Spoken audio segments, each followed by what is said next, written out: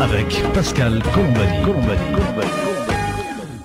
Bonsoir les amis, rebonsoir, nous sommes toujours en direct sur Cap FM et nous sommes maintenant à l'heure du grand débat dans notre grand talk show, on se dit tout sur Cap FM. Alors le grand débat, cette semaine, il porte sur un sujet qui deviendra d'ailleurs récurrent sur Cap FM parce que c'est un sujet qui vous concerne beaucoup. Lorsque nous avons fait des appels à témoignages, on a eu beaucoup de retours. Ce sujet c'est arnaque, ça porte sur les arnaques et le volet d'aujourd'hui que nous ouvrons, ce sont les arnaques à l'emploi et puis les autres escroqueries en ligne. On va parler surtout donc d'arnaques en ligne pour aujourd'hui. Comment se prémunir et comment réagir si l'on s'est fait avoir. Pour parler de ce sujet, je suis avec mes deux invités. Alors l'un est ici juste en face de moi. Il s'agit de monsieur Jacques Meyer. Bonjour Jacques. Bonjour. Alors vous êtes représentant de l'association UFC Que Choisir pour AGD, c'est ça? Pour AGD, c'est l'association de 7. L'association de 7, oui. Nous sommes une antenne d'AGD. Voilà, vous menez des permanences à AGD, on va le dire tout à l'heure. Et je suis également avec mon autre invité qui lui est un petit peu loin et donc est au téléphone. Il s'agit de Thierry Beau. Bonsoir Thierry. Oui, bonsoir. Bonsoir Pascal et bonsoir Jacques Meyer. Est-ce que vous m'entendez bien Thierry ? Je vous entends un peu lointain, mais c'est un peu normal peut-être vu la distance. Ah, c'est possible, les kilomètres augmentent la résonance peut-être. On va essayer de se débrouiller comme ça, je pense que ça va aller. Thierry, oui. Vous êtes le fondateur du groupe Facebook Stop Escroquerie, Information et Signalement, c'est bien ça? Oui, tout à fait, oui. Et c'est un groupe qui consiste à dénoncer les arnaques. Alors, qui consiste à dénoncer, à prévenir et à signaler, oui, en effet, les arnaques. Et aussi à apporter de l'assistance si besoin. Voilà, donc à faire en sorte d'essayer de combattre ces arnaques. On va en reparler un peu plus loin. Je vais commencer cette émission, les amis, en vous proposant tout simplement une offre d'emploi. Écoutez bien, les amis. Bonjour, nous recherchons de toute urgence des personnes motivées et dignes de confiance pour la mise sous pli de documents. Cette activité qui consiste tout simplement à mettre dans l'enveloppe les différents éléments de publipostage, donc lettres commerciales, offres visuelles, documents retour, et à les plier par la suite selon le modèle que nous vous indiquerons. Cette activité peut s'accomplir depuis votre domicile pour occuper vos temps libres et vous pouvez aussi avoir un autre boulot. Voilà, il y a marqué boulot sur cette offre d'emploi. Je passe un peu parce qu'il y a beaucoup de textes. Je peux vous dire quand même que cette offre d'emploi est rémunérée alors pour 2000 documents pliés par mois à domicile, la rémunération est de 1100 €. Pour 3000 documents pliés à domicile, la rémunération est de 1600 €. Pour 4000 documents, elle est de 2200 €. Pour 5000, elle est de 3000 €. Comme le dit cette annonce, c'est un peu le système du net à payer. Alors, je ne sais pas si cette offre vous intéresse, les amis, mais avant de vous donner les coordonnées, Thierry, qu'est-ce que vous en pensez? Vous la prenez, cette offre d'emploi, vous? Alors déjà, mise sous pli direct, non. Pourquoi? Tout simplement, il y a bien longtemps que plus d'employeurs ne recherchent des agents de mise sous pli. Tout se fait maintenant par machine, donc même pendant les périodes électorales, ce sont des personnes qui vont dans les bureaux de vote. Ensuite, là, c'est d'ailleurs l'arnaque la plus fréquente, on va dire, sur les réseaux sociaux. C'est alors, attendez, Thierry. Ce qu'on va faire, on va écouter un témoignage tout de suite, parce qu'effectivement, les amis, je ne vais pas vous donner l'adresse de cette offre d'emploi. C'est évidemment une arnaque, mais une arnaque dans laquelle pas mal de personnes se font prendre. On va écouter le témoignage de Valérie qui nous raconte cette arnaque. Alors, pour Valérie, vous verrez, ça a été jusqu'à un certain point, et puis on reparle ensemble avec Thierry Beau et Jacques Meyer juste après ce témoignage. Écoutez bien les amis. Bonjour Valérie. Bonjour. Alors Valérie, vous avez voulu témoigner dans notre émission consacrée aux arnaques, aux fausses offres d'emploi en particulier, puis aux arnaques financières en général sur Internet, parce que vous-même, vous avez été victime, ou en tout cas jusqu'à un certain point, d'une de ces arnaques à l'emploi. Oui, tout à fait. J'ai répondu il y a à peu près 2 ans à une offre d'emploi sur Facebook. D'accord. Et cette offre d'emploi concernait, je crois, la Miss Soupli, hein? La mise sous pli, oui, c'est ça, à domicile. D'accord. C'est une, comment dirais-je, une thématique qui est très très en vogue actuellement parmi les différentes arnaques à l'emploi. Pouvez nous résumer un petit peu ce qu'on vous proposait? Alors, donc, il fallait que je mette sous pli, je ne sais plus combien exactement de prospectus. Ouais. Il fallait donc, on devait m'envoyer un chèque, Oui. donc de 1200 euros, pour payer le matériel, donc pour faire la mise sous pli. D'accord. Alors attendez, oui. on va prendre les choses dans l'ordre. Au début sur Facebook, ça on vous le dit pas qu'on va vous envoyer de l'argent, etc. Hein? Non. Après, le premier contact que j'ai eu, on m'a donné une adresse mail. Donc une adresse Gmail. C'est-à-dire, pour reprendre, vous répondez sur Facebook, on vous propose de contacter d'abord par Messenger, c'est ça? C'est ça, oui. D'abord Messenger. Et là, on vous donne une adresse mail. Hein, là, on vous donne une adresse mail, c'est ça? Une adresse mail, voilà, une adresse Gmail. D'accord, vous écrivez. Donc, je reprends contact par Gmail. On m'explique le travail qu'il y a fait. Donc, la personne se présente comme chef d'entreprise, qui a donc des mises sous pli à faire, que c'est un contrat qui peut durer plusieurs mois. D'accord. Qui est payé par chèque. D'accord. Qu'il y a un essai, donc il y a d'abord un essai, et que le contrat sera signé après l'essai. D'accord, ok, très bien. Pour commencer, il faut donc acheter une machine. Il faut acheter une machine. Voilà, il y a une machine à acheter pour faire la mise sous pli. Ouais. Que pour payer la machine, son comptable va prendre contact avec moi. D'accord. Qui va envoyer un chèque qu'il faut que je mette à l'encaissement.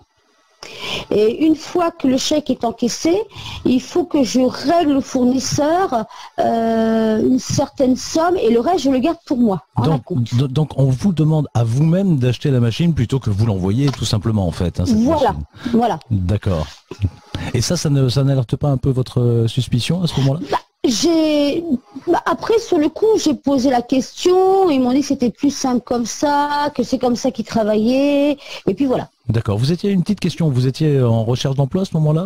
J'ai cherché du travail, oui, j'étais séparée, et à ce moment-là, je cherchais du travail, je voulais ça, et je voulais à tout prix travailler, quoi. Donc voilà, vous étiez dans le besoin, et cette arnaque joue là-dessus. Je ne voulais pas rester comme ça, et je voulais travailler. Très bien, très bien. Donc, on vous donne les explications, on vous donne le job à réaliser, on vous explique qu'on va vous envoyer le chèque pour acheter la machine et puis garder une partie pour vous pour payer votre essai, c'est ça, donc par avance. C'est ça, oui. D'accord. On me demande aussi des renseignements, donc nom, prénom, adresse, banque et numéro de téléphone. Le nom de la banque, d'accord, ok, oui. Très bien. On vous demande pas de papier d'identité ou de quelque chose comme ça? Du tout. Non. Je crois que vous avez eu de la chance parce que dans pas mal de cas, on demande aussi un scan des papiers d'identité. On demande également un scan de RIB, vous voyez. Et, oui, ça j'y ai vu aussi, mais bon, je sais que par contre, c'est vrai qu'en voyant, j'aurais vu ça, je me serais arrêté d'entrée. Mais c'est vrai que sur le coup, voilà. Ok. Et alors, donc, vous recevez le fameux chèque? Alors, le soi-disant comptable m'appelle. Oui. Donc, en me disant que je vais recevoir un chèque, donc il me redit la même chose, je vais recevoir un chèque. Une fois que j'ai le chèque, il faut que j'aille tout de suite le déposer à la banque. D'accord. Que dès que j'ai l'argent, il faut que je reprenne contact avec eux pour pouvoir régler le fournisseur. D'accord, ok. Donc voilà, et effectivement c'est très rapide parce que le lendemain je recevais le chèque. Donc à partir d'un simple entretien par mail, hein, pour l'instant par mail, par téléphone, parce qu'après j'ai eu le comptable donc il m'a appelé dans la même journée. D'accord. Okay. Et aussitôt le lendemain j'avais le chèque. D'accord, en fait c'est extrêmement rapide, d'accord. C'est extrêmement rapide. Donc je prends mon courrier, puis j'ouvre le courrier, et c'est vrai que c'est quand j'ai vu le chèque, là par contre j'ai eu un gros doute. Parce que quand j'ai vu le chèque, il y avait un nom d'entreprise, ce qui n'avait rien à voir avec le nom de la personne que j'avais eu en contact par mail. Ah d'accord, ok. Le chèque était tiré sur un compte qui ne semblait pas du tout correspondre aux échanges que vous avez eus. Qui ne correspondait pas du tout. D'accord. Alors là, vous avez un gros doute. Un doute qui est suffisant pour vous faire arrêter l'opération? Alors, j'ai, on va dire, arrêté plus ou moins. Donc, je ne l'ai pas mis à l'encaissement.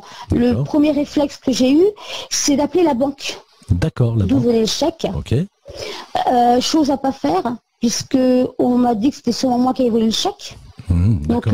les banques ne font strictement rien. C'était On leur prévient qu'il y a c'était une banque française, j'imagine. une banque française, oui. D'accord. Donc, les banques, la banque n'a rien fait. Elle m'a dit que c'était seulement moi qui avais volé le chèque. Voilà. Donc, du coup, j'ai raccroché. D'après ce que vous dites, il semblait même pas au courant que le chèque était volé. Ah, je sais que non, l'entreprise à qui on avait volé le chèque n'était même pas au courant. La banque ne les avait même pas prévenus. D'accord, ok. Puisque moi, j'ai fini par les retrouver. En faisant des recherches, j'ai fini par retrouver un des dirigeants que j'ai réussi à avoir au téléphone Ouais. et à qui j'ai expliqué la situation. Il était surpris.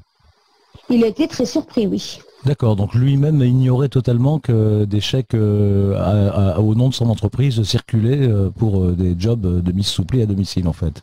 Ah oui, il n'était pas du tout au courant. Du tout, du tout. Donc je lui ai renvoyé le chèque. Bon, chose que j'aurais pas dû faire parce que j'ai déposé une pré-plainte en ligne Oui, sur ok, le site de Pharos. d'accord. Et j'aurais dû garder normalement le chèque et le remettre aux gendarmes. Très bien, c'est-à-dire que vous avez vu les gendarmes ensuite J'ai vu les gendarmes ensuite, oui. et c'est eux qui vous ont dit J'avais tout gardé, hein. J'avais gardé le numéro de téléphone qui bien sûr ne fonctionnait plus. Oui, J'avais fait une photocopie du chèque oui, et j'avais gardé tous les mails. Donc j'ai D'accord. tout mis sur clé USB, j'ai tout transmis aux gendarmes. d'accord, très bien. Qu'est-ce que vous ont dit les gendarmes alors? Bah, que le problème c'est qu'ils ne pouvaient, enfin, ils pouvaient pas faire grand chose parce que comme ça venait, ça partait, enfin, c'est beaucoup en Afrique. Oui, oui. De toute façon, ça n'aboutirait à rien. Quelque chose qui a pu alerter, parce qu'on a parlé un petit peu avant, qui a pu alerter votre méfiance aussi, c'est lorsque vous avez le comptable au téléphone, je l'oubliais. Vous avez une Oui. voix qui vous paraît bizarre. Oui, voilà, c'est la façon dont la personne m'a parlé. Bon, déjà, après j'ai rien contre, j'ai des amis africains, mais c'est que la personne avait un fort accent africain qui correspondait en plus pas tout à fait au nom que j'avais eu. Donc voilà, ça a mis des doutes, la façon de parler aussi. Et puis c'est vrai qu'ils sont quand même très pressants à chaque fois. Très pressant, d'accord. Oui, très pressants, c'est-à-dire que vous êtes bien, enfin, voilà, il faut comprendre que, voilà, ils pressent un peu les gens. Ok, ok. Vous savez que le jour où j'ai reçu le chèque, j'ai pas resté de recevoir des mails ou des SMS ou des appels, savoir si j'avais reçu le chèque. Ok. Ces appels, ces SMS, ces mails, c'était à une heure normale dans la journée? C'était quoi? Oui, oui. D'accord. On vous a... Oui, c'était les heures tout à fait. Mais en général, plus, on va dire, milieu de matinée ou vers les midi. Bon, une heure qui peut sembler normale pour une entreprise, en fait. Qui peut sembler tout à fait normal, oui. D'accord, ok. Parce que dans d'autres cas, on peut être alerté par le fait que ces correspondances ont lieu le soir, la nuit ou à n'importe quelle heure.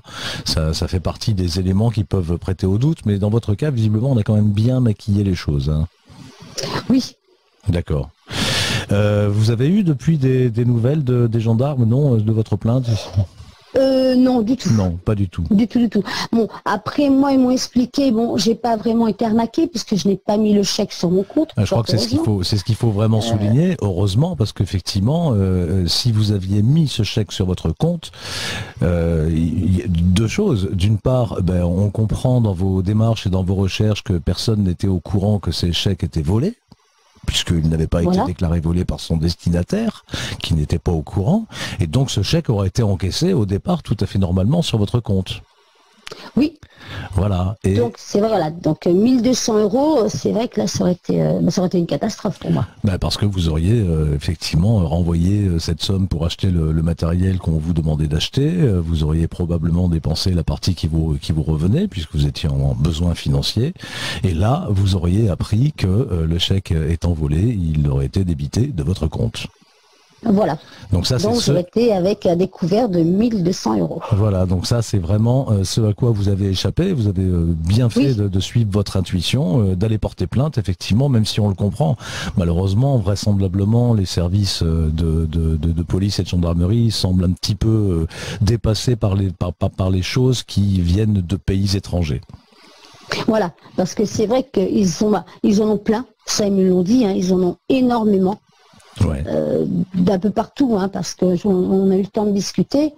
Et même eux m'ont dit, j'ai eu la chance de ne pas... Voilà. Et puis encore, il m'a dit, c'était des 1200 euros, c'est des petites sommes. Il y a des fois, des gens, c'est beaucoup plus que ça. Ouais. Avec le recul, vous avez quand même l'impression d'avoir été un peu naïf sur ce coup-là? Sur le coup, oui. Ouais. Ouais. Mais... Et c'est vrai qu'après, c'est vrai qu'on se retrouve, moi comme plein de gens, on se retrouve avec un besoin d'argent, où on ne sait plus forcément trop comment s'en sortir. Et c'est vrai, quand on voit ça, on se dit, ah, c'est une opportunité. Voilà, c'est une opportunité qui est alléchante quand même, hein, parce qu'on vous propose un travail qui a l'air facile, que vous pouvez faire de chez vous, pour lequel en plus votre essai est payé d'avance. Enfin, beaucoup d'arguments lorsqu'on est à court d'argent, lorsqu'on a besoin de travailler très vite, ça fait mouche, hein, ça fait mouche malheureusement. Voilà. Même si dans d'autres situations, vous êtes plutôt une personne avertie. Voilà. Oui, non, c'est vrai que j'ai eu beaucoup de chance. Je me dis que voilà. Écoutez Valérie, on vous remercie beaucoup pour votre témoignage, hein. On va voir avec nos invités, on va aller un petit peu plus loin sur ce sujet pour comprendre les tenants, les aboutissants de ces affaires. Je vous remercie mille fois d'être intervenu sur l'antenne de Cap FM, et puis Cap FM que vous pouvez suivre d'ailleurs, parce que vous êtes quelque part en France, vous n'êtes pas dans notre zone de diffusion sur la FM 107.5 de Agde, le Gros d'Agde, le Cap d'Agde, Marseillan, Bessan, Vias, Port-Iragne, Cers, Val-Ras-Plage, mais vous pouvez suivre Cap FM chez vous et partout dans le monde sur capfm.fr. Valérie, merci beaucoup. Je vous en prie. À très bientôt sur l'antenne de Cap FM. À bientôt, merci. On se dit tout sur Cap FM. On se dit tout sur Cap FM. On se dit tout sur Cap FM. Avec Pascal Colombani. Voilà les amis, vous venez d'entendre donc le témoignage de Valérie qui s'est laissé prendre, en tout cas jusqu'à un certain point, qui s'est laissé prendre à cette offre d'emploi que je vous proposais tout à l'heure en début d'émission. Alors, étant donné que l'heure tourne, on va faire une petite pause musicale et puis on va juste revenir, après cette pause musicale, on va revenir vers Jacques Meyer de l'UFC Que Choisir et Thierry Beau du groupe Facebook Stop Escroquerie, Information et Signalement pour leur demander leur avis et pour comprendre un peu mieux le processus de ces fausses offres d'emploi qui en réalité sont des escroqueries pures et simples, des escroqueries financières. Et puis on verra que il y a toute une déclinaison au-delà de la mise sous pli. Et je pense que vous allez être surpris, on entendra même l'un des escrocs au téléphone. Avec Pascal Colombani. De retour en direct dans les studios de Cap FM, les amis. Cap FM 107.5 sur Agde, le Gros d'Agde, le Cap d'Agde, Marseillan, Bessan, Mont-Blanc, Vias, Cers, Port-Iragne, Sérignan, Val-Ras-Plage et même dans la voiture à Villeneuve-les-Béziers. Alors, vous avez entendu précédemment le témoignage de Valérie qui a répondu à une annonce de mise sous pli à domicile, comme je vous l'ai présenté au tout début de cette émission, et qui s'est retrouvée avec à recevoir un chèque dans le but d'acheter une machine pour aider la mise sous pli. Alors elle s'est méfiée de quelque chose au moment où elle recevait ce chèque, elle nous l'a raconté, elle n'a pas encaissé le chèque, elle a appelé la banque qui vraisemblablement n'a pas beaucoup pris en compte ce qu'elle disait ou l'a accusée d'être elle-même la voleuse de chèques. Ce qu'il faut dire donc, c'est qu'effectivement c'est un chèque volé. Alors il va falloir qu'on comprenne la suite de l'opération, hein, dans quel but, pourquoi cela, vous allez le comprendre très très vite, et pour cela je demande à Thierry Beau, donc le fondateur du groupe Facebook Stop Escroquerie, Information et Signalement, quel était en fait le but de cet escroc? Alors le but de cet escroc, en fait, l'escroquerie, comme toutes les arnaques faux emplois, c'est de pouvoir récupérer ensuite, demander à la victime de renvoyer donc une partie de l'argent pour les frais matériels ou frais divers, donc à un fournisseur ou un livreur, là par exemple pour la machine à franchir ou à plier. Et donc, du coup, la personne est obligée de renvoyer son propre argent. Alors, attendez, Thierry. De le renvoyer par bon de paiement. Des bons de paiement qu'on peut acheter au bureau de tabac. Alors, le plus souvent, ce sont des bons PCS, Transcash, NeoSurf. Et donc, très rapidement, donc, lorsque le chèque est déposé, il demande donc le renvoi de l'argent au fournisseur. Alors, je rappelle quand même une petite parenthèse, c'est que le fournisseur et l'employeur, en fait, sont la même personne. Enfin, la même personne, sont des escrocs, bien sûr. Hein. Oui, alors Thierry, pardon, qu'on soit bien clair, donc il s'agit de renvoyer l'argent à un fournisseur, je mets des gros guillemets à tout ça, même au mot employeur, hein, puisqu'on voit bien que tout cela est faux, mais c'est un fournisseur qui est désigné, c'est pas n'importe lequel. Valérie ne peut pas acheter sa machine où elle le souhaite, on est bien d'accord. Ah, tout à fait.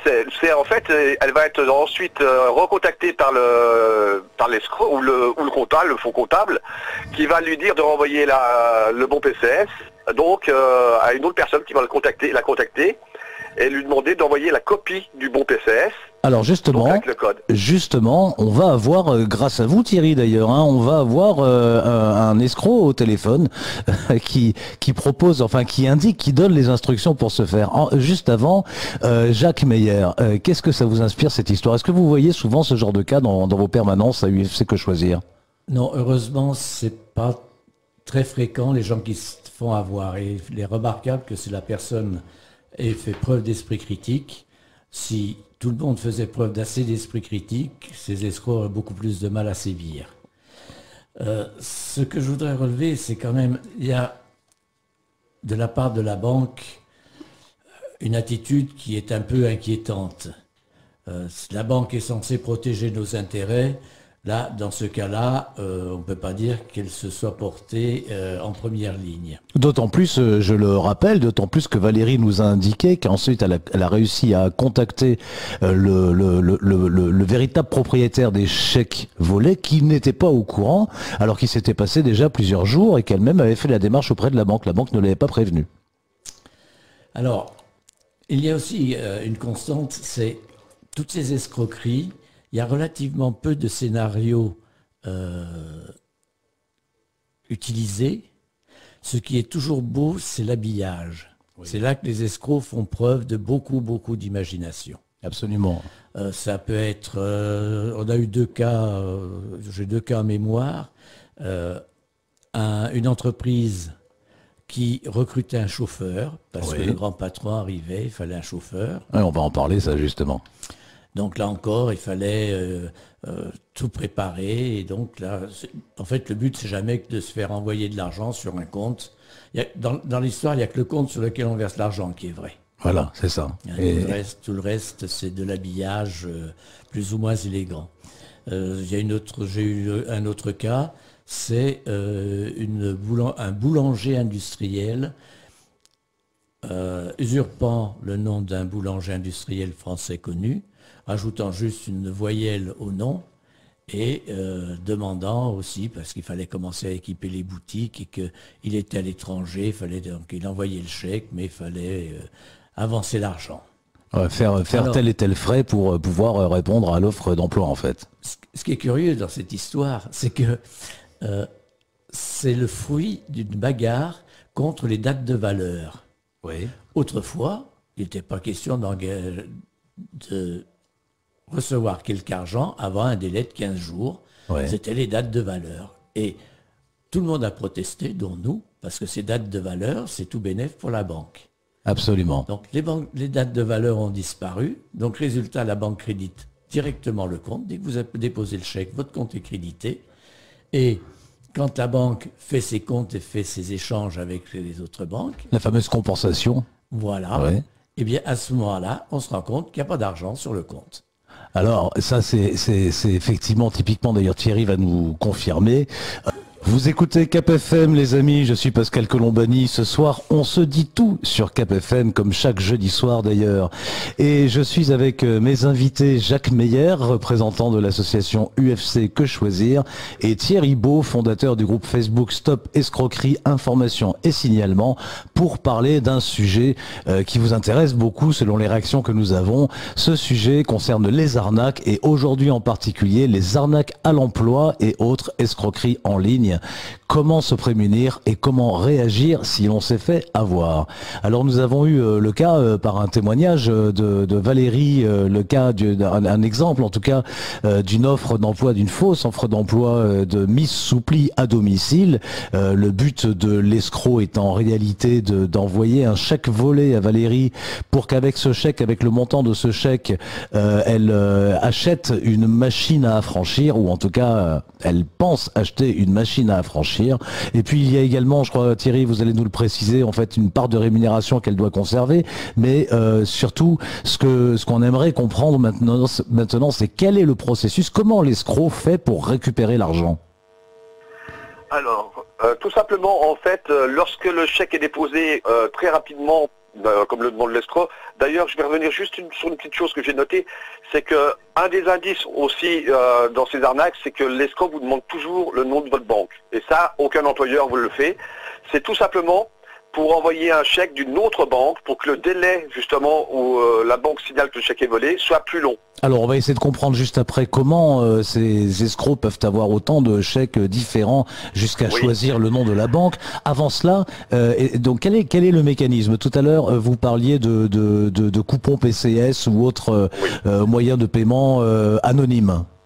Alors donc, une fois que le chèque a été déposé, donc la victime va être recontactée donc par le comptable, qui va lui demander donc d'envoyer rapidement par bon de paiement donc les frais pour la machine à affranchir ou à plier donc au fournisseur. Alors d'une manière générale, ces frais, on est toujours à peu près sur des escroqueries qui tournent autour des mêmes montants dans ce type d'arnaque en tout cas. Entre 1500, en général c'est 1500 et 2000 euros. D'accord, ok. En sachant qu'il faut garder 300 euros en moyenne pour avance sur salaire. D'accord, c'est-à-dire que c'est un retour par bon PCS ou par bon équivalent, environ dans les 1200 à 1500 euros. D'accord, donc la personne en fait la personne escroquée est un petit peu endormie par le fait qu'elle touche une avance sur salaire avant même d'avoir commencé à travailler d'ailleurs, avant même d'avoir signé quelque contrat que ce soit. On a vu dans le cas de Valérie, ça se passe très vite, elle a un contact par mail, un contact par téléphone et le lendemain elle a le chèque dans sa boîte aux lettres et elle est un peu endormie, amadouée par le fait qu'elle va conserver une certaine somme d'argent comme avance sur salaire et comme justement c'est une personne dans le besoin, c'est ça en fait qui précipite un peu le fait de tomber dans le piège. Il y a ça, tout à fait, et il y a aussi le fait qu'elle se dit, cette personne, qu'elle n'a rien à payer puisqu'on lui envoie un chèque pour régler les frais. Ouais. Elle n'a rien à avancer. Donc ça la rassure en même temps. Voilà, donc c'est vrai que tout est une manipulation en fait. Hein. Souvent des grands textes d'explications, etc., qui sont assez bien faits. Hein. Oui, c'est vrai. Moi, j'en ai beaucoup, j'en ai étudié beaucoup, j'en ai encore plein sous les yeux. Alors, c'est vrai qu'on dit souvent attention quand il y a des fautes d'orthographe, etc., ou un mauvais français. Mais en réalité, les textes écrits sont plutôt bien faits. Alors, si on connaît un petit peu ce domaine-là, on s'aperçoit rapidement de la supercherie. Mais si on n'est pas très très féru en matière juridique, ça peut tromper quand même assez facilement, hein. Oui, oui, tout à fait. Bah, ce sont des textes qui, bon, on s'en aperçoit lorsqu'on les teste, nous. C'est-à-dire qu'ils vont vous envoyer une trentaine de lignes d'un seul coup. Oui, donc ils sont déjà faits, remaniés. S'il y avait des fautes au départ, au bout d'un moment, il n'y en a plus en fait. Hein. Oui, ils sont usés, et retravaillés et retraités. Voilà, adaptés. Voilà, ça d'ailleurs, ça permet de dire quelque chose, c'est que ces arnaques ne sont pas tout à fait nouvelles d'ailleurs. Hein. Ça fait déjà un moment qu'elles courent. Par contre, elles sont en très forte augmentation ces derniers temps. Elles sont malheureusement en très forte augmentation et malheureusement sur les réseaux sociaux, on ne peut pas faire grand-chose. C'est ça, pour ça qu'elles évoluent à une vitesse folle. Alors ça, on va en reparler juste après, parce qu'effectivement, c'est une des très grandes faiblesses du système, ou failles dans laquelle s'engouffrent les escrocs. On va reparler des réseaux sociaux. Ces arnaques aussi, elles sont rendues possibles, comme Jacques Meyer nous le mentionnait, par en réalité ce qui était une avancée pour les consommateurs, c'est-à-dire le fait de ne plus avoir 15 jours avant de réserve d'encaissement pour pouvoir avoir un chèque crédité sur son compte. Les associations consommateurs se sont battues battu pour que ce soit plus facile et qu'on puisse avoir un chèque crédité dans les 2 jours, mais le revers de la médaille, c'est celui-ci, c'est qu'en 2 jours, en réalité, la banque ne fait pas de vérification, le chèque n'est pas passé dans le système de compensation, il n'y a pas eu de communication avec l'autre banque, et donc personne ne sait que le chèque en question, puisqu'il là il s'agit d'un chèque, a été volé. Hein, ça c'est le problème. On va voir également sur l'origine de ces chèques. Avant de passer aux moyens de paiement, vous avez enquêté, puisque en réalité vous êtes aujourd'hui une sorte de chasseur d'escrocs, on va le dire comme ça, Thierry. Vous avez enquêté sur la source de ces chèques. D'où viennent tous ces chèques volés? Tout à fait. J'ai testé une quarantaine une quarantaine d'escroqueries aux faux emplois. Et on a remarqué en effet que la grande majorité, je dirais 9 chèques sur 10, proviennent tous de la même région. Donc sont en fait, d'après nos recherches, ce sont des carnets de chèques qui sont qui sont venus dans les centres de tri de la région parisienne. Donc les centres de tri postaux, c'est-à-dire qu'en fait les carnets de chèques sont interceptés entre l'envoi par la banque et l'arrivée chez le client. Voilà, c'est pour ça que le client n'est pas encore au courant le plus souvent que le chèque a été volé, puisque lui il l'attend. Voilà. Voilà. Et comme il l'attend pas forcément au jour près, puisqu'il y a une sorte de mécanisme pour le renouvellement des carnets de chèques, il peut se passer comme ça 1 semaine, 10 jours avant qu'on se rende compte que tiens, un chéquier n'est pas arrivé. Et donc pendant ces 10 jours, c'est ça que les escrocs mettent à profit en fait. Tout à fait. Alors ça peut être justement le délai, au bout d'un moment, la personne va s'inquiéter et téléphoner à sa banque, ou ça peut être un chèque justement qui a été retiré. Voilà, donc là ça va mettre la puce à l'oreille, il va y avoir une plainte de déposer et malheureusement la plainte va retomber sur la personne, la pauvre victime qui a déposé ce chèque. Et voilà, alors ça c'est quelque chose qu'il faut dire aussi, Jacques Meyer, vous allez me le confirmer, mettre un chèque volé sans savoir qu'il est volé sur son compte, ça peut valoir des ennuis, non seulement si vous dépensez le montant du chèque, parce qu'évidemment quand il sera débité vous serez redevable de cette somme auprès de la banque, mais en plus vous pouvez vous attirer des ennuis, notamment une plainte de la banque. En toute rigueur, oui. Nous n'avons jamais été saisis d'un problème de ce type. Généralement, les banques partent du principe que le détenteur du chèque est de bonne foi. Sauf ce que la banque disait au téléphone à Valérie. Oui, mais ça n'est pas allé plus loin. D'accord. En revanche, ce qu'a dit Valérie et qui est important, c'est qu'il faut pas déposer le chèque. Dès qu'on se rend compte de la chose, il faut le garder et c'est une preuve pour la gendarmerie. Voilà. Et alors, ça permet à la gendarmerie après donc déjà d'identifier le carnet de chèques volé et ça facilite tout de suite les démarches de la gendarmerie. Et elle disait d'ailleurs que la gendarmerie lui avait dit qu'elle avait commis une petite erreur en renvoyant le chèque à son véritable propriétaire, parce qu'elle aurait dû le conserver pour l'emmener à la gendarmerie directement. Bon, elle a emmené une copie, voilà. Seulement, qui est professionnel de ce genre d'arnaque? Exactement, mais elle est professionnelle. Quelquefois pour avoir une longue expérience. En tout cas, les vrais professionnels de ce genre d'arnaque, ce sont les arnaqueurs. Voilà. Ce sont eux, et ils sont très très filous. Alors, pour revenir comment dirais-je, à la façon dont l'escroc récupère son argent, on parlait donc Thierry Beau tout à l'heure, on parlait des coupons PCS notamment, hein, ou autres NeoSurf. Enfin, c'est pas une question de marque, hein, n'importe quel moyen de paiement anonyme qui consiste à recharger des cartes, ça fonctionne hein, dans ce système-là. Tout à fait. Oui, tout à fait. Ils utilisent plusieurs noms. En fait, ce sont des cartes prépayées avec des banques en ligne dématérialisées. Donc, c'est pratiquement intraçable. C'est-à-dire, si vous envoyez un code de ces bons recharges à ces personnes, il est pratiquement impossible de retrouver à qui vous avez envoyé l'argent, en fait.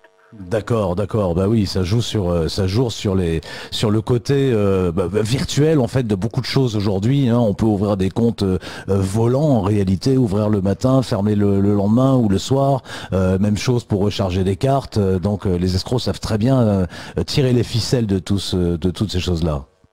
Tout à fait. Ils utilisent le plus souvent aussi des faux comptes et des fausses cartes d'identité pour ouvrir ces comptes. Donc même si on a le nom de la personne, voilà. Alors ça c'est très important de le dire parce qu'il y a une autre dimension, on va y revenir tout à l'heure avec un autre témoignage, mais il y a une autre dimension là-dedans, avant même l'escroquerie du chèque volé récupéré par coupon PCS, il y a d'abord la subtilisation des données. Il est très fréquent dans ce genre d'offres que l'on vous demande en cours de route une copie de la carte d'identité, un numéro de sécurité sociale, un justificatif de domicile ou d'autres choses comme celle-là, ça arrive souvent. Oui, tout à fait. C'est pour pouvoir se resservir par la suite, pour ouvrir d'autres profils, d'autres faux comptes, et ils peuvent montrer ces cartes d'identité à d'autres victimes, en disant, voilà, c'est bien moi, regardez, voilà. Voilà. Jacques Donc, Meyer, vous vouliez dire quelque chose? Alors oui, je voulais juste dire que, bien sûr, ne jamais envoyer de pièce d'identité. Au cas où vraiment il y a un doute, il est possible, enfin il est conseillé de mettre dessus pour entreprise un tel. D'accord, ok. De rajouter sur la copie. Pas l'utiliser pour d'autres choses en fait. D'accord. Alors écoutez, on revient là typiquement sur la façon dont l'escroc s'y prend ensuite pour faire payer à la victime cette somme qu'il veut récupérer. Donc sur un chèque par exemple de 1500 €, il veut récupérer un chèque volé que la victime a mis sur son compte et qui est crédité le lendemain. Il veut récupérer la somme de 1200 ou 1220 €. Et alors on a récupéré un petit son qui provient d'une de vos vidéos pédagogiques dans lequel vous expliquez ce système. Je situe la chose. Alors, il s'agit là non pas d'une offre de mise sous pli à domicile, mais d'une offre de chauffeur. Vous avez joué le jeu du candidat pour obtenir ce poste de chauffeur, c'est bien ça ? Tout à fait, oui. Voilà, vous avez été en contact, donc on a accepté votre recrutement et on vous a dit voilà, il faut que pour le jour de notre arrivée, venir nous chercher à l'aéroport, on vous envoie l'argent. J'ai réservé la voiture à mon nom et vous allez donc donner l'argent pour pouvoir récupérer la voiture. Et donc là, vous avez le comptable qui vous téléphone. Du coup, il y a toujours une histoire de comptable là-dedans qui vous téléphone. Qui vous envoie d'abord un SMS en vous disant voilà, vous allez devoir acheter 5 coupons PCS au bureau de tabac, 4 coupons de 250 € et un de 200 €. On en est là dans votre enquête. Vous vous rappelez de cela? Oui, tout à fait, oui. Alors on écoute tout de suite la parole de ce comptable qui vous appelle et on se reparle après. Oui, vous avez reçu le message? Là, j'ai pas, non, attendez, j'ai pas une notification, je regarde. L'SMS. C'est bon, je l'ai. Alors, voilà. Demandez simplement acheter. Oui, c'est ce que vous m'avez dit. Donc c'est voilà. Vous demandez simplement. Non, voilà. D'accord. Vous demandez simplement pas une carte à acheter, hein, mais le coupon de recherche spéciale. Des coupons. Vous le marquez comme je vous le voilà. Oui. Vous demandez simplement acheter les coupons, les recherches spéciales. Vous précisez bien les recherches spéciales. D'accord, je demande des recherches spéciales. Et vous prenez 4 coupons de 250, un coupon de 220, et ça fait un total de 1220. Et vous payez avec votre carte. D'accord. J'y vais cet après-midi. Voilà. Après-midi. Là, c'est trop tard pour y aller au bureau de tabac. J'y vais début d'après-midi. Voilà, donc du coup, il n'y a pas le frais à payer, il n'y a pas le frais d'envoi à payer, mais de frais de TVA, voilà. Il n'y a pas de frais de TVA à payer, d'accord. Oui, non, il n'y a pas de frais d'envoi. Oui, il n'y a pas de frais d'envoi ni de frais, voilà. Mais après, qu'est-ce que je... tabac. Et par contre, un petit détail. Oui. Une fois de tabac et parfois le machine n'arrive pas à faire sortir la totalité d'un seul coup. Donc une fois là-bas, vous demandez d'abord à prendre 2 coupons de 250. Vous payez avec la carte, ils vont vous faire sortir. Après, vous demandez encore à prendre 2 coupons de 250, ils vont vous faire sortir. Et après, vous prenez le dernier. Voilà. D'accord. Je ne peux pas prendre un coupon de 1250 d'un coup, 1220 d'un coup. Voilà, vous ne pouvez pas prendre la totalité d'un seul coup. Ah, d'accord. Voilà. Parfois, ils ont un plafond pour les faire sortir. Ah, c'est ça, c'est d'accord. Du coup, il faut les faire. Voilà, il faut les faire séparément. Arrivé là-bas, vous demandez d'abord à prendre 2 coupons de 250. Ça fait 500 €. Ils vont vous faire sortir, vous payez. Oui. Après, vous demandez encore de vous servir encore 2 coupons de 250. Ça fait encore 500, ils vont vous faire sortir. Après, vous prenez le dernier de 220. Voilà. D'accord. Je fais ça cet après-midi. Et puis, voilà. Vous me rappelez ou je rappelle qui, moi, avec? Rappelez-moi dès que c'est fait. Une fois que c'est fait, vous prenez les photos, vous m'envoyez par SMS et moi, je lui transmets les photos. À base de ça, il pourrait directement les rechercher sur mon compte bancaire et être crédité du montant. Et pouvoir nous confirmer pour le rendez-vous, pour la livraison de la voiture à votre domicile. D'accord. D'accord. Je vous rappelle que c'est fait. On se dit tout sur Cap FM. On se dit tout sur Cap FM. On se dit tout sur Cap FM. Avec Pascal Colombani. Voilà les amis, vous venez d'entendre la voix de l'escroc, ou plutôt du comptable, du recruteur, donc du faux comptable, du faux recruteur, qui demande à sa victime, qui lui donne des instructions très très précises pour se rendre au bureau de tabac, acheter des coupons PCS. Et vous avez vu d'ailleurs que les instructions sont précises au point de dire vous achetez 2 coupons et puis vous sortez du tabac et puis vous re-rentrez dans le tabac, vous rachetez 2 coupons et puis vous ressortez et puis vous re-rentrez parce qu'il y a des plafonds. Alors bon, j'imagine quand même que le buraliste qui voit ce genre de manège doit se dire qu'est-ce que c'est. Bon, mais il n'empêche que ça fonctionne quand même assez souvent puisqu'il y a quand même beaucoup de plaintes et beaucoup de gens qui se sont fait avoir. C'est très diffus tout cela sur la France. Thierry Beau, lorsque vous avez mené cette enquête, pour vous c'était une confirmation de ce que vous saviez déjà ou? Oui, non, mais ça, bon, ça fait 15 ans que je pratique, on va dire, je le savais déjà. Je fais en fait souvent, je refais pour voir si les méthodes ont évolué, si les demandes ont évolué. Oui. Mais c'est c'est une méthode que j'ai l'habitude d'avoir depuis des années. Hein. Et alors c'est montant de bon en plusieurs fois. En fait, c'est tout simplement parce que PCS a réduit maintenant au maximum, on peut retirer 250 €. D'accord. Pour éviter les fraudes. Mais bon, il suffit de faire plusieurs bons de 250 € tout simplement. Alors justement, pour éviter les fraudes, il est sur un ticket que vous avez en sortant du bureau de tabac avec votre coupon PCS, il y a des indications très très précises à propos des fraudes d'ailleurs, qui précisent d'une part qu'il n'y a aucun site de vérification des coupons PCS. Donc si on vous demande de vérifier le coupon sur un site, c'est une arnaque, on est d'accord ? Tout à fait, oui, oui. Et il y a une autre mention à propos des fraudes qui signale surtout qu'il ne faut de toute façon jamais donner ce code à qui que ce soit. Voilà, qu'on ne connaît pas. Habituellement, ces cartes et bons sont utilisés pour la famille, pour envoyer à ses enfants, etc. Mais une personne qu'on ne connaît pas, il vaut mieux éviter, vraiment déconseiller d'utiliser ces genres de bons.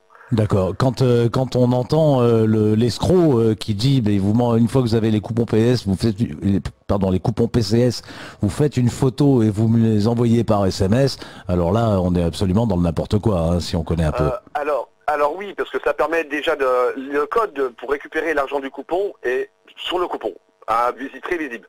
Mais il arrive que quelquefois qu'ils vous disent pour d'autres arnaques, qu'ils vous disent de cacher les codes. D'accord.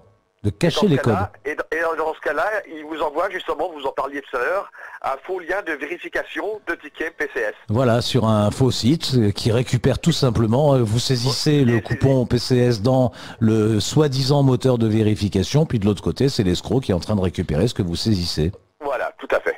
D'accord. Jacques Meyer, qu'est-ce que ça vous inspire, tous ces moyens modernes, justement, de paiement anonyme qui sont utilisés, là, franchement, comme une véritable boîte à outils multifonction par tous les fraudeurs et les escrocs? De toute façon, on est victime de de la numérisation qui, plus elle est commode, plus elle est facile à utiliser, plus elle favorise toutes les escroqueries possibles. Parce que moi, depuis que je suis à l'UFC, je suis effaré et surpris. Et puis, quand même, j'ai une certaine considération pour ces gens qui font preuve d'une imagination débordante, qui sont toujours à la pointe de la technologie, qui ont toujours, finalement, une idée d'avance sur ceux qui essayent de lutter contre eux. Alors, malgré tout, dans ce qu'a dit Valérie, il y a un élément très important qui est à relever, c'est que ces escrocs se montrent pressants.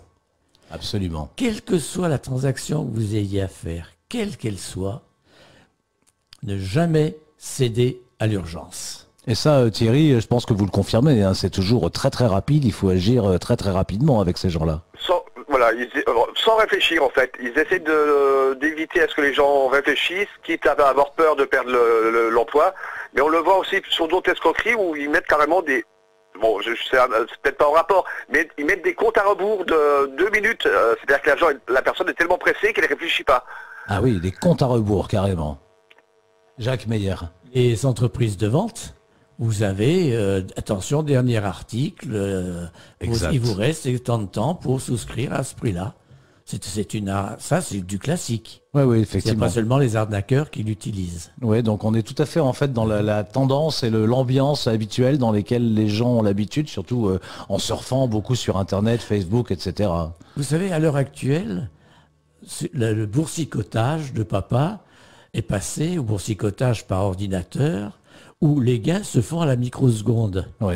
On vient de tirer une ligne sous-marine entre l'Angleterre et c'est Singapour pour gagner sur les temps d'échange quelques microsecondes. Quelques microsecondes Quelques seulement. microsecondes, La ce course. sont ces microsecondes qui font les gains. Oui. Des tout petits gains. Mais quand vous en faites des milliards de tout petits gains, ça finit par faire des milliards. Voilà, ça fait. Et donc, tout cet aspect pressé, il faut absolument le refuser. Il Donc faut ça, c'est- prendre son temps. Donc ça, c'est un indice fondamental. C'est- Hein.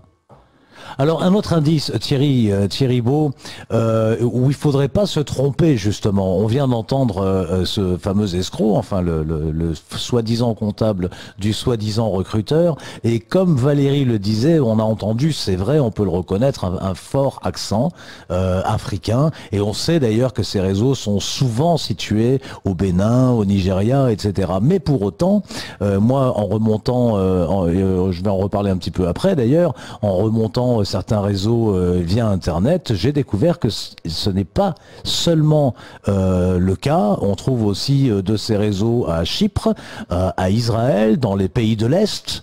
Et Jacques Meyer, vous vouliez compléter ? Portugal. Au Portugal aussi. Donc l'indice du fort accent africain n'est pas seulement après à prendre au pied de la lettre. On peut avoir des gens qui parlent très bien le français. Oui, tout à fait, oui. On peut avoir aussi des gens qui changent d'accent d'ailleurs, qui font italien ou américain. Mais là, dans l'arnaque Miss Soupli, vous avez deux personnes en fait, hein, quand même. Hein. Vous avez la première personne qui vous contacte n'est pas basée en Europe. Oui, Et la ouais. seconde personne, c'est en fait le voleur du chèque, D'accord, ok. qui lui est basé en France. Et oui, parce qu'il faut bien les voler, les chèques, et puis il faut les envoyer depuis la poste. Et Et... donc il prend sa commission, qui est contacté par le premier escroc, il prend sa part, sa commission, et il s'occupe de contacter la victime pour envoyer le chèque. Ok. Écoutez, les amis, vous savez ce qu'on va faire, l'heure avance, on va faire une petite pause musicale.